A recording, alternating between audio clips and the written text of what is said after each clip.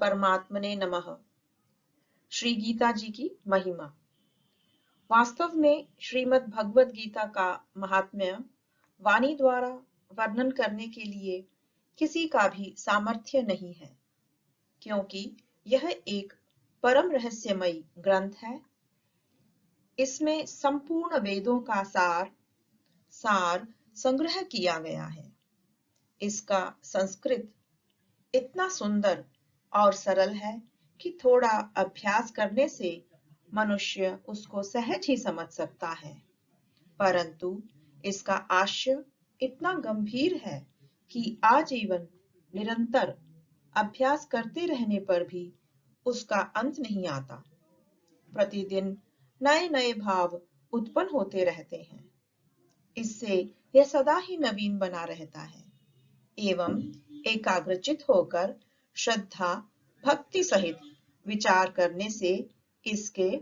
पद पद में परम रहस्य भरा हुआ प्रत्यक्ष प्रतीत होता है। भगवान के गुण, प्रभाव और मर्म का वर्णन जिस प्रकार इस गीता शास्त्र में किया गया है, वैसा अन्य ग्रंथों में मिलना कठिन है, क्योंकि प्रायः ग्रंथों में कुछ ना कुछ सांसारिक विषय मिला रहता है। परंतु श्रीमद् भगवद गीता एक ऐसा अनुपमेय शास्त्र भगवान ने कहा है कि जिसमें एक भी शब्द सदुपदेश से खाली नहीं है। इसलिए श्री वेदव्यास जी ने महाभारत में गीता जी का वर्णन करने के उपरांत कहा है कि गीता सुगीता कर्तव्या किमनीय हे शास्त्र विस्तरेः या स्वयं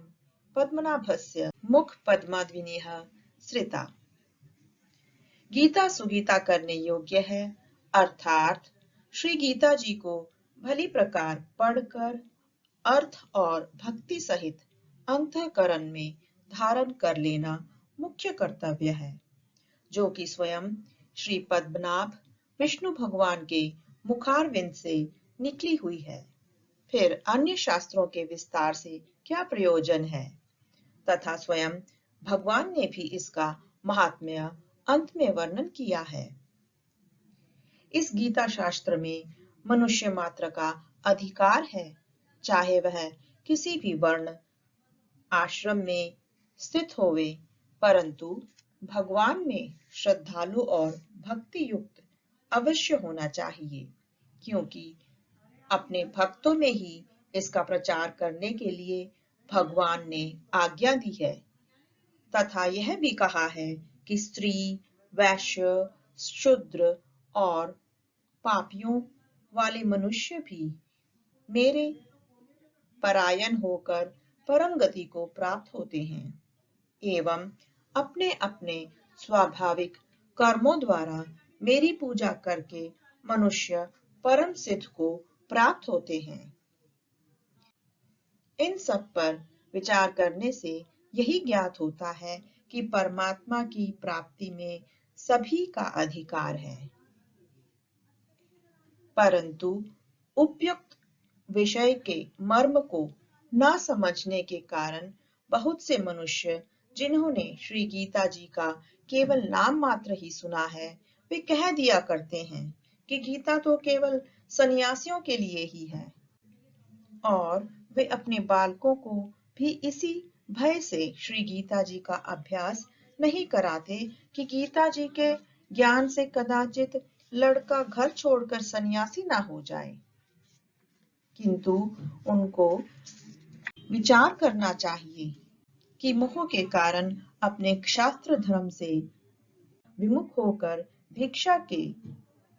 अन्न से निर्वाह करने के लिए तैयार हुए अर्जुन ने जिस परम रहस्यमयी गीता के उपदेश से आजीवन गृहस्थ में रहकर अपने कर्तव्य का पालन किया, उस गीता शास्त्र का यह उल्टा परिणाम किस प्रकार से हो सकता है।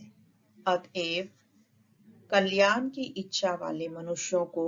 उचित है कि मोह को त्याग करके अतिशय श्रद्धा भक्ति पूर्वक अपने बालकों को अर्थ और भाव के सहित श्री गीता जी का अध्ययन करवाएं एवं स्वयं भी इसका पठन और मनन करते हुए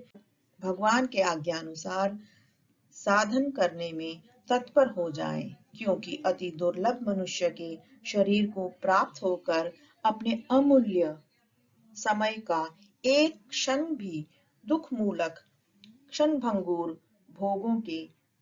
भोगने में नष्ट करना उचित नहीं है।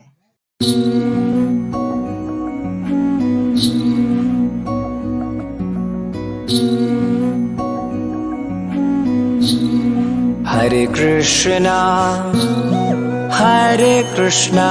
कृष्णा कृष्णा हरे हरे, हरे राम राम राम हरे हरे। हरे कृष्णा कृष्णा कृष्णा हरे